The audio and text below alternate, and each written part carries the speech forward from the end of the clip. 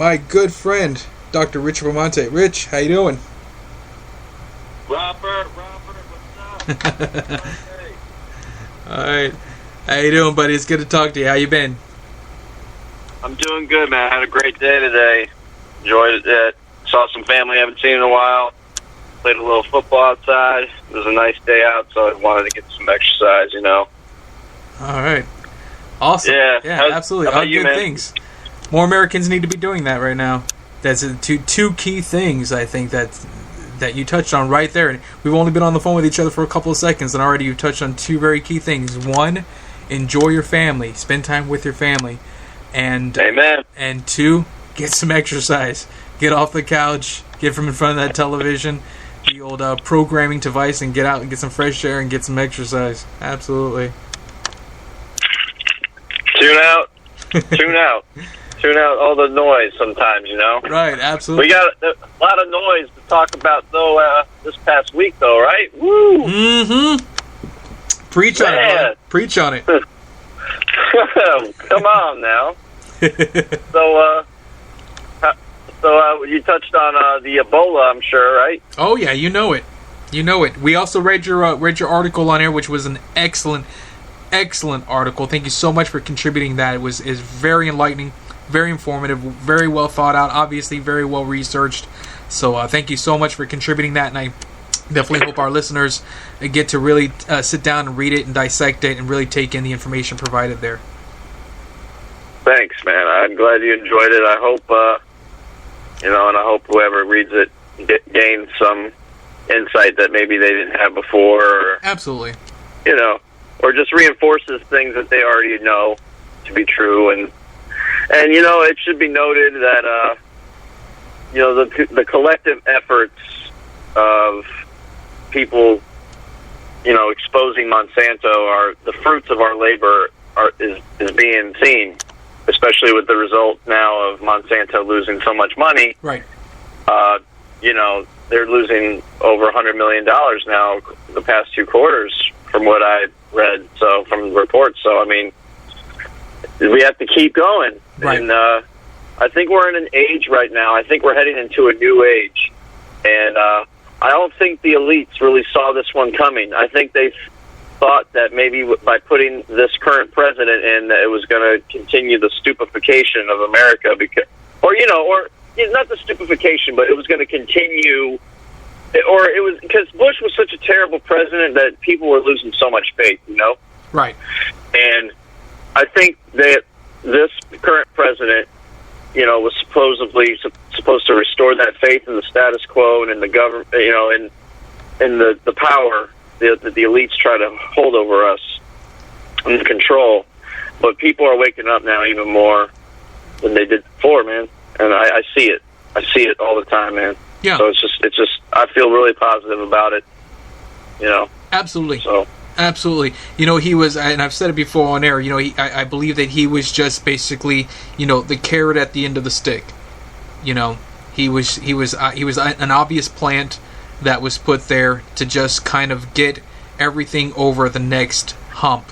All the things that the liberals would never go for if it was a Republican president in office. They put him there to kind of get that minority vote, to get everything over that final hump. And I don't necessarily know if he was meant to be there to finish the job. Okay. Yeah. I hear what you're saying. I believe that he was there to just kind of set the precedent.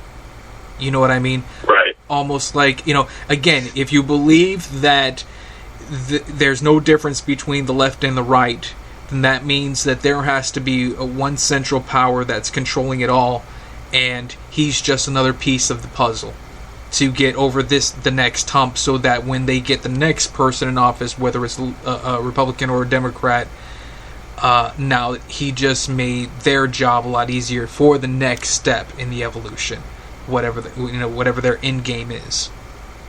Yeah, well, you know what? I think they underestimated the power that social media truly holds. It can't be stressed enough, because they have clung on to the mass media to spew out their garbage for so long. Right. And the social media is counteracts that. And you know what? Even though sometimes some of the things that people say on social media, is downright crazy, if you're able to decipher what's wrong and what's right, and if you're able to know exactly what the elite's plan is, because there is there's evidence out there.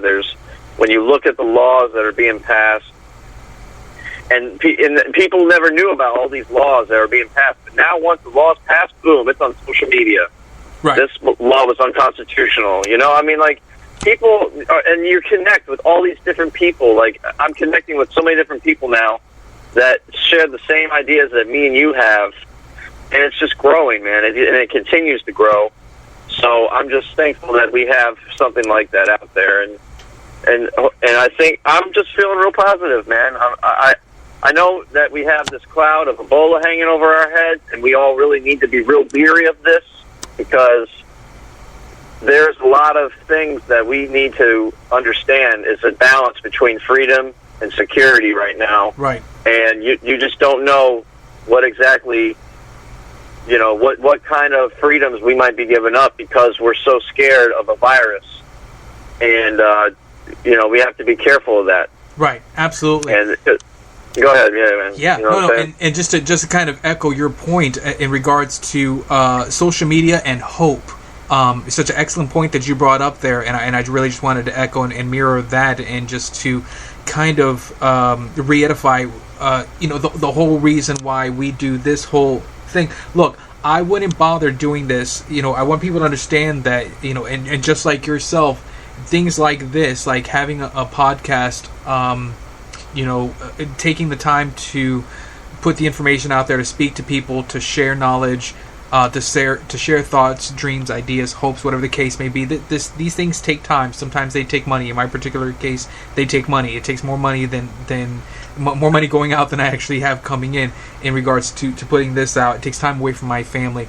The reason why I do it is because of that hope that you spoke about. Is because of the hope that I see every day. It comes from the even if only once in a while, spreading the knowledge and the information changes the mind of one person, makes it worth it, is the reason why I keep doing it. It makes me hopeful that even though I get frustrated and throw my hands up and say, oh my God, I'm surrounded by mindless sheep, something happens that surprises me, that makes me realize, no, we're not. We really are.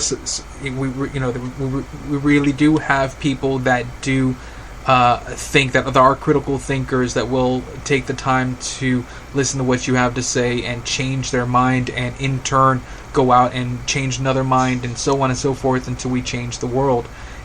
So just like yourself, I am hopeful, even though sometimes I do get a little discouraged. Individuals like yourself that I've come across, and others much like you have, that I've met through social media and so on, that have woken up as well, does also give me hope, and I encourage others to continue the fight. Don't give up. Change does happen. We do touch lives, we do touch souls, we do wake individuals up. You just have to keep at it. You have to keep hammering and pushing and pushing and pushing until we see positive change. When you and I were on that one stream, I guess it's a stream or a thread on Facebook, when we were encountering all those negative individuals. If you remember, the other day, that was, of course I remember. Yeah, that was frightening. That was frightening. What we're talking about, ladies and gentlemen, if you haven't seen it, it was a video that was posted on Facebook about an individual, I guess a Muslim individual, that was pulled over by the police, and was during his encounter with the police was recorded. I guess he had recorded himself, vowing allegiance to ISIS. Which that's that's pretty pretty scary. It can be scary and frightening. But what was more frightening for me, and I know as well as for you, Richard, was the amount of vehement hate and racism and ignorance, more than anything else. Ignorance and blatant disrespect to the Constitution of the United States, which if you remember my point, you can't cherry pick the Constitution. That's right. You're either for the Bill of Rights, or you're not. And if you do not support someone, saying something obviously as stupid as pledging allegiance to ISIS, be it, I could never defend that person. I think he's an idiot, but at the same time, no, I mean, I can defend him. He has the First Amendment right to say that. Right. Yeah. And you have to respect that. You can't just put him in jail and kill him like some of the people were saying. Right. Some of these people were saying shoot him on sight. Like, what? Yeah. I'd say it was over 14,000 comments on that thread last time that I read it. And I'd say at least 90 to 95% of the comments on there were shoot him, kill him, arrest him. And saying anti-Islamic stuff. Right. Which, and again, first and foremost, I'm a Christian. I'm a professed Christian. This show isn't about Christianity. However, I don't push my religious beliefs on the show. That's not what it's about. But me being a Christian, naturally, of course, my core beliefs are in direct opposition to, radical Islam. However, what we're talking about here is a American citizen. Regardless, he may be of Muslim descent. He may be of Middle Eastern descent, of whatever kind. He may be from wherever he is in the Middle East, and therefore a Muslim. But the bottom line is he's here in the United States as an American citizen, naturalized to some degree. Yeah. So because of that, he has certain inalienable rights as an American citizen. Endowed by his creator, by the way. Right. The government didn't give us these rights. Amen. Our creator gave us this right. Amen. Amen. These shouldn't be, no one should second guess this. We shouldn't have to wonder, do I deserve to have my phone tapped or not? That's right. Do I deserve to have a gun? Or no, of course we do, because these are inalienable rights endowed to us. Right. Not given to us by the government. This is what we as Americans, why we have been so free, and we should always respect that, man. Right. And as much of an idiot as this guy is, you have to respect his right to do that. To express his First Amendment rights. You can't put him in jail and shoot him on sight or say anti-Muslim things. I want to touch on to something, though, Robert. Yes, please. We talked about sheep and a lot of stuff. I don't like using the term sheep, even though I know what it means. I know it means that you follow the herd and the shepherd is the government. The government is your shepherd and stuff.